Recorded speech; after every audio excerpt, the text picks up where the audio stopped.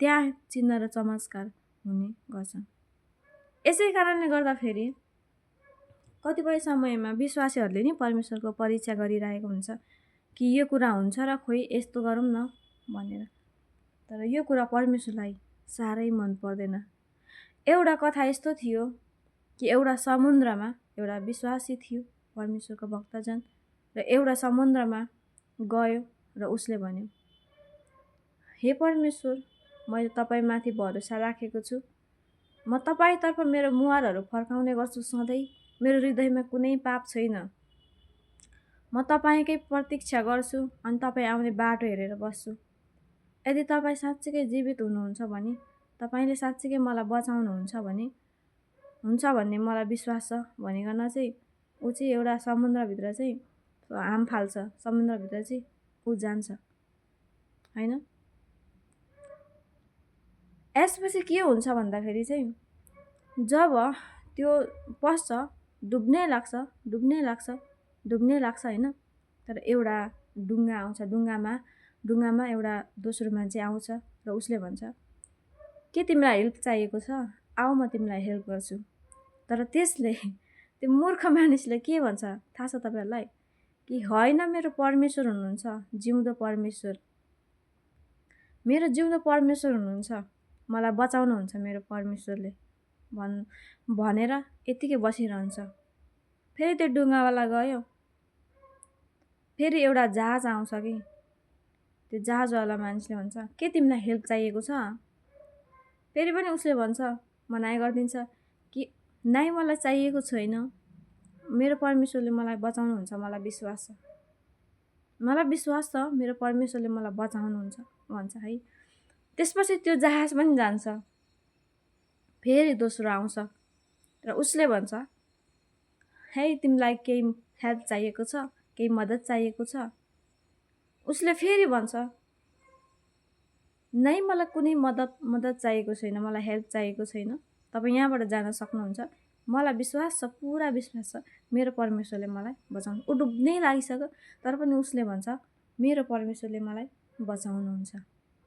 यसै क्रममा 3 जना व्यक्ति गइसकेपछि ऊ डुब्दै जान्छ, तर परमेश्वरले उसलाई बचाउनु हुन्न। ऊ डुब्दै गयो र डुबेर ऊ मर्यो।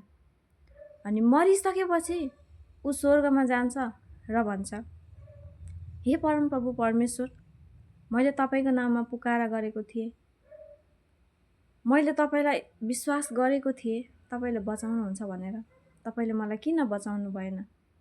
म निर्दोष व्यक्ति, म धर्मी व्यक्ति, मेरो हृदयमा कुनै पाप थिएन, तर पनि तपाईले मलाई किन बचाउनु भएन भनेर प्रश्न गर्छ। त्यही घडी परमप्रभु परमेश्वरले भन्नुहुन्छ, हे मूर्ख मानिस, तँलाई मैले बचाउनु भनेर तीन लोग, तीन इन्सान, तीन मानिस चाहिँ मैले पठाएको थिएँ, तर तैँले त्यसको कुरा सुनेनस्। प्रियहरू, परमेश्वर स्वयं आएर तपाईलाई हातले, अनुहार फेस टु फेस देखाएर हातले आइज छोरा, आइज छोरी भनेर तानेर बचाउने होइन, केही माध्यमहरू पठाउनुहुन्छ। त्यस्तै आज कतिपयको भनाइ छ कि क्रिस्चियनहरू पनि हस्पिटल जान्छ त, डाक्टर कहाँ जान्छ त, कि क्रिस्चियनहरू चाहिँ सबै के बिरामी नै हुँदैनन् र हस्पिटल जाँदैनन् र? सबै बिरामी भएर हस्पिटल जान्छ न, हामी किन यसो प्रभुलाई चाहिँ हामीले फेरि मान्नु र भनेर भन्ने गर्नुभएको छ। तर यो कथा अनुसार, यो कथा जस्तै हाम्रो जीवन पनि यस्तै छ कि परमेश्वरले चाहिँ हजारौं माध्यमहरू पनि दिन सक्नुहुन्छ। परमेश्वरले त्यही घडी निकाल्नु पनि सक्नुहुन्थ्यो पानीबाट, तर त्यो मूर्ख मानिसको उल्टो विश्वास देखेको कारणले गर्दाखेरि परमेश्वरले बचाउनु भएन। एउटा पाठ सिकाउनको लागि चाहिँ यो गर्नुभएको थियो। त्यस्तै हामी डाक्टर कहाँ जान्छौँ, हामी हजारौं माध्यमहरू खोज्छौँ, किनभने परमेश्वरको योजनाहरू हुन सक्छ, परमेश्वरको योजना धेरै माध्यमहरूद्वारा पनि हुन सक्छ। हो, डाक्टरले निको पार्छ, तर यो होइन कि डाक्टरै गड हो, डाक्टरै भगवान हो। हामी डाक्टर कहाँ जान्छौँ तर यो हिसाबले होइन कि हाम्रो गड, हाम्रो भगवान, हाम्रो सृष्टिकर्ता हामीलाई निको पार्ने, हामीलाई चङ्गाई पार्ने डाक्टर हो भनिकन होइन, तर एउटा माध्यमको द्वारा हामी जान्छौँ, हामी भरोसा गडमा दिइराख्छौँ, तर डक्टर कहाँ चाहिँ हामी जान्छौँ, किनभने एउटा माध्यम हुन्छ। यसै कारणले गर्दाखेरि यदि कोही विश्वासी यस्तो हुन्छ कि परमेश्वरले नि मलाई निको पार्नुहुन्छ, परमेश्वरले नि मलाई ठिक गर्नुहुन्छ, म त प्रार्थना गरिराख्छु, म त प्रार्थना गरिराख्छु, बरु म खाना पनि खान्न, म प्रार्थना गरिराख्छु, म घुँडै टेक्छु, म डक्टर कहाँ जान्न, यदि यो भनिराख्नु भएको छ भने तपाईँ पनि यही मूर्ख मानिसभित्रै पर्नुहुन्छ।